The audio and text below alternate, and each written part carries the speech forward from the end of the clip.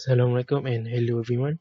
My name is Muhamad Zulfadzly bin Fadilah, final year student of Electronic System Engineering from ICOSA Advanced Device and Materials Engineering Research Laboratory.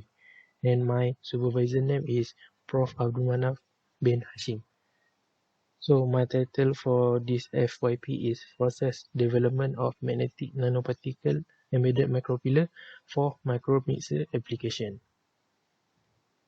So my content for this slide start with introduction, methodology, result and discussion, and lastly, future work.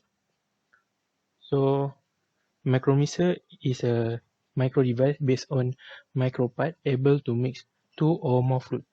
So, the advantage of this Micromixer is this is a portable device, and this device can reduce chemical or sample waste, and also this is on-chip device.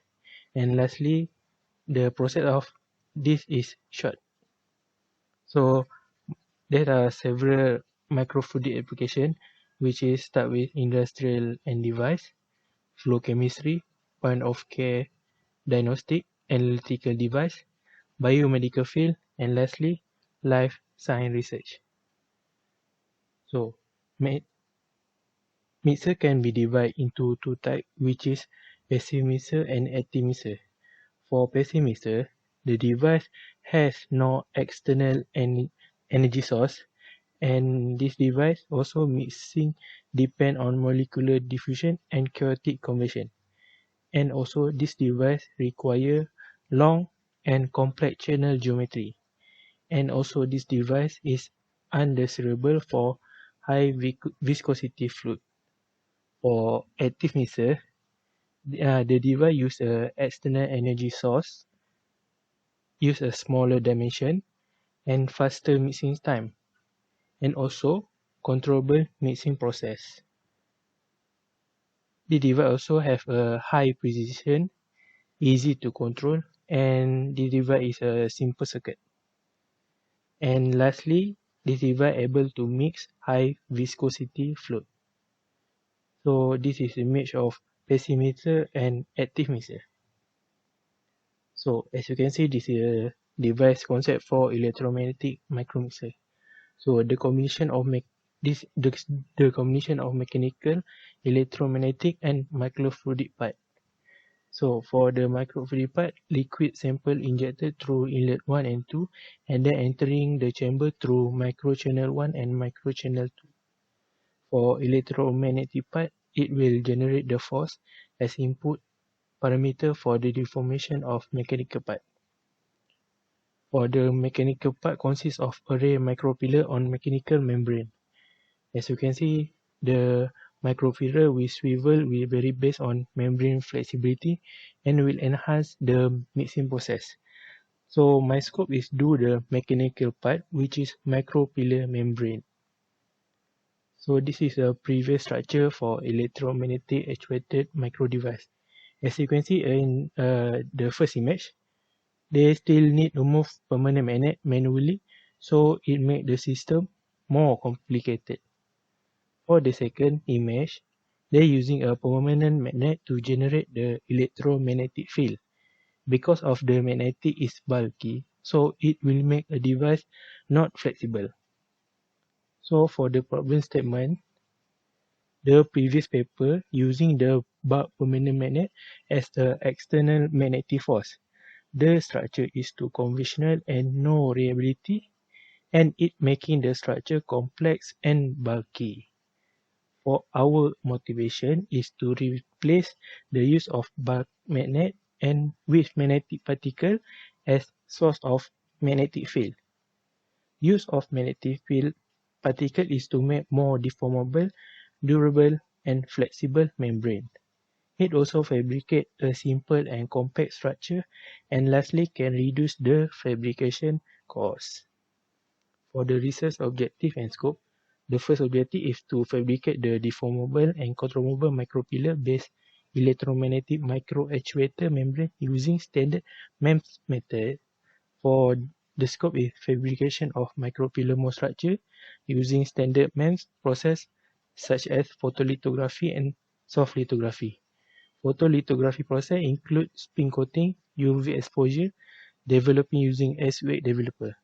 For soft lithography, include the peeling of PDMS from SU8 microchannel master mold. For the second objective, to characterize the morphology, mechanical, and electromagnetic properties of the fabricated microactuator membrane as a replacement to conventional permanent bulky magnet to obtain the optimum actuator performance. The scope with the dimension of fabricated micropillar mold structure will be characterized by using optical microscope. So for the methodology, the parameter micropillar based electromagnetic microactuator membrane. As you can see, the membrane area is 4 mm squared. The membrane thickness is 100 micrometer. Membrane material PDMS. The membrane shape also circular. And then our magnetic particle type is NdFeB powder. Magnetic particle volume density is 4 until 6 volume percent. Magnetic particle size until 10 to 50 micrometer.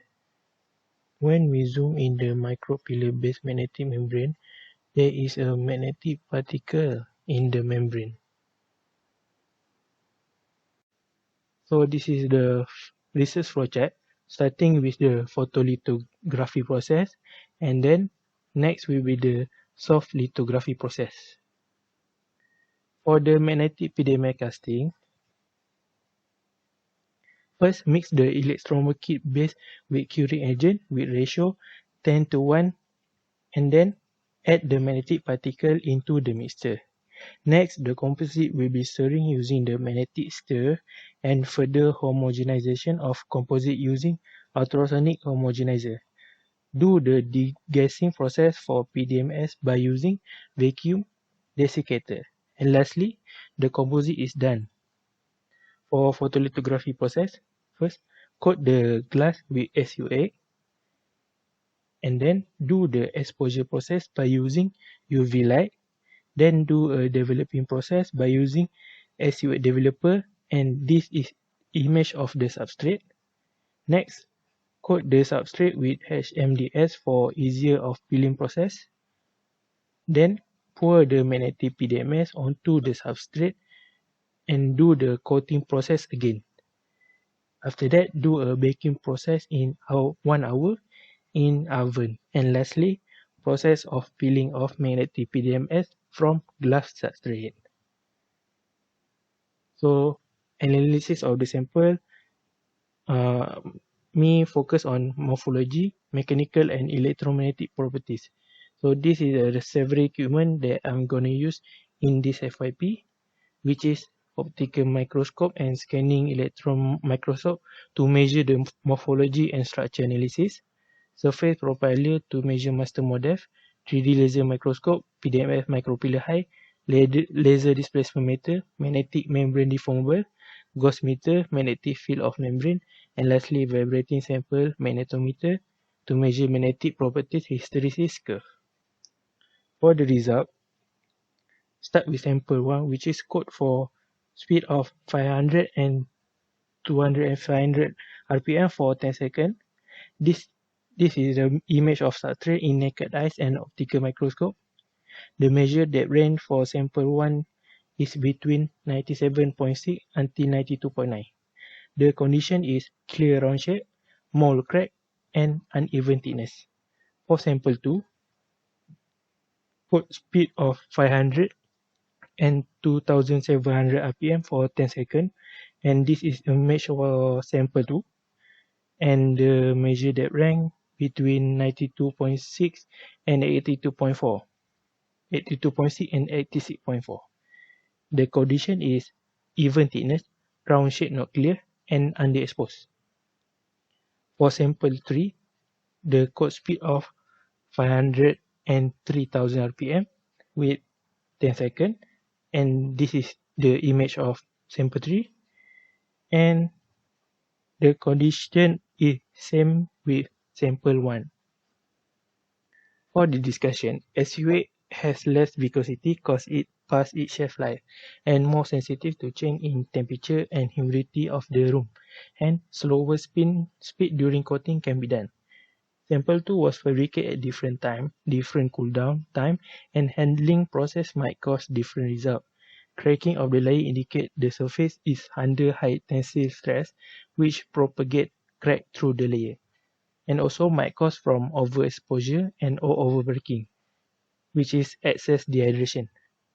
And lastly, need to play around with bake time and reduce cool down time or reduce evaporate time during post-exposure bake. For the future work, need to do a process of soft lithography, which is magnetic PDF mechanic. So since my scope is gonna do a mechanical part, so fabrication of the other part, microfluidic mixer, which is electromagnetic and microfluidic part, and combining all the three parts. So that's all for me. Thank you.